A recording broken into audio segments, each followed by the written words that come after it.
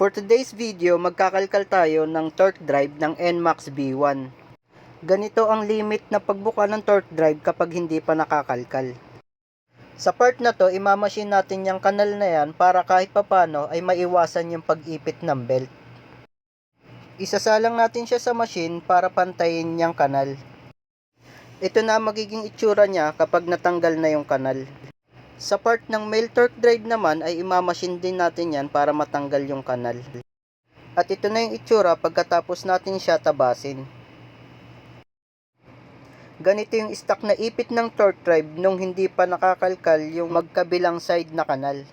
Halos 1 mm yan. Ito naman yung after natin i-machine yung dalawang kanal. Halos 1.8 na yan. Dito natapos ko nang kalkalin yung slot ng female torque drive. Kaya nagdikit na sila. Ito naman yung stock na pagbuka ng torque